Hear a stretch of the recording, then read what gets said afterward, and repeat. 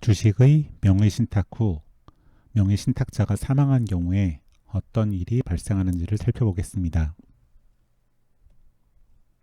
회사 X가 있고요. 주주 A가 있습니다. 주주 A가 주식을 명의신탁해서 명의수탁자가 B입니다. A가 사망하였고 상속인으로 C, D, E가 있는데 셋이 사이가 좋지 않습니다. 이 상황에서 E는 명의신탁 사실을 알게 되었는데요. 어떤 식으로 자신의 권리를 행사할 수 있을까요? 먼저 주주가 사망을 하게 되면 이 주식은 자동으로 분할되지 않고요. 상속인들인 C, D, E가 준공유하는 상태가 됩니다. 이 상태에서 E가 C, D를 상대로 공유물 분할 청구를 할 수 있느냐? 그것은 안 됩니다. 왜냐하면 법은 가정법원에 준공유 상태인 주식에 대해서 상속재산 분할 심판 청구를 하도록 하고 있기 때문입니다. 특별한 제도를 만들어 놨기 때문에 이 제도를 사용해야 된다는 거죠. 그런데 명의수탁자 B가 이 주식이 주주 A의 상속재산이 아님을 다투고 있습니다. 만약 인정한다고 한다면 그냥 가정법원에 E가 C, D를 상대로 상속재산 분할 심판 청구를 하면 되는데 B가 이건 상속재산이 아니라고 다투고 있기 때문에 이 부분을 정리할 필요가 있습니다. 그럴 경우에 E는 먼저 B를 상대로 명의수탁자 B를 상대로 주식이 망 A의 돌아가신 주주 A의 상속재산임의 확인을 구하는 소를 제기해야 합니다. 이 소송은 E가 CD와 반드시 함께 제기해야 되는 것은 아니고요. 이 단독으로 소 제기가 가능합니다. 그래서 명의수탁자 B가 상속재산이 아니라고 주장할 경우에는 E는 바로 공유물 분할 청구의 소를 제기하거나 가정법원에 상속재산 분할 심판 청구를 하는 것이 아니고 B를 상대로 이 주식이 망 A의 상속재산이다 라는 것의 확인을 구하는 소를 제기해야 된다는 겁니다.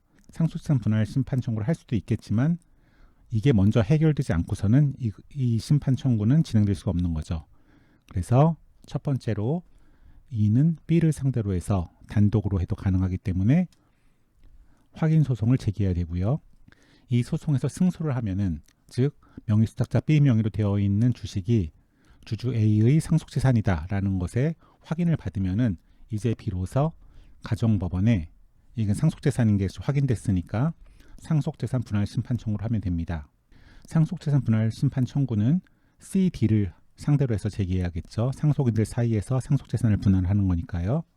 그리고 이 심판 청구에서 승소하여서 만약에 B 명의의 주식을 E의 소유로 분할한다라는 결정이 있게 되면요. 뭐 전부 다 이 소유로 분할한다는 결정이 있거나 아니면 뭐 일부라도 이 소유로 분할한다라는 결정이 있게 되면 이제 E는 B를 상대로 해서 다시 한번 소송을 제기해야 되는데요.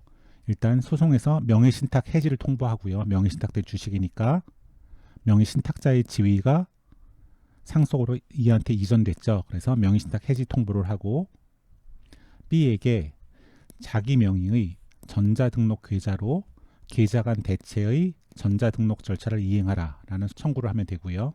지금 B 명의로 되어 있는 주식을 일로 옮기라는 거죠. 이 명의의 전자등록 계좌로 옮겨라 라는 소송을 제기하고요.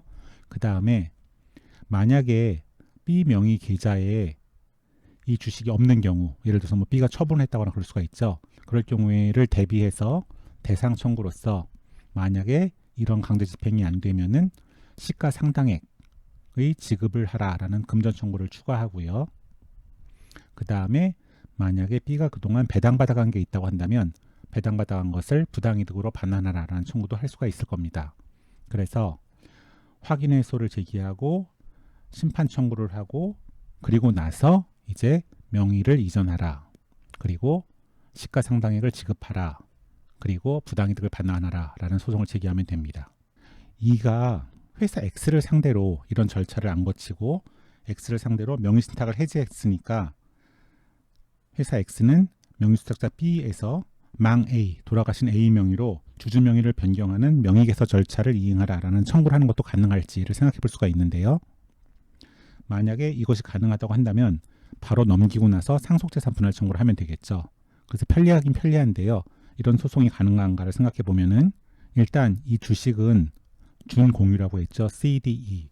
그래서 CDE의 준공유이므로 명의신탁 해지를 하려면은 해지권을 공동으로 행사해야 됩니다. 민법 547조 1항에 의해서.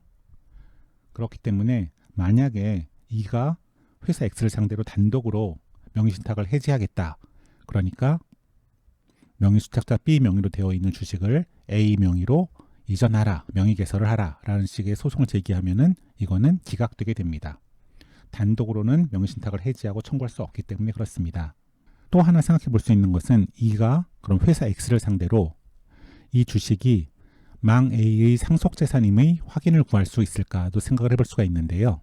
이거는 안 됩니다. 확인의 이익이 없는데요. 왜냐하면 설령 이런 소송에서 승소했다고 하더라도 E가 회사 X를 상대로 확인의 소에서 승소했다고 하더라도 주식 명의자가 B로 되어 있는 이상은 B는 여전히 주주권을 회사 X에 대해서 행사할 수 있기 때문에 이런 식의 확인 청구는 소송을 해봤자 이익이 없기 때문에 각하되게 됩니다.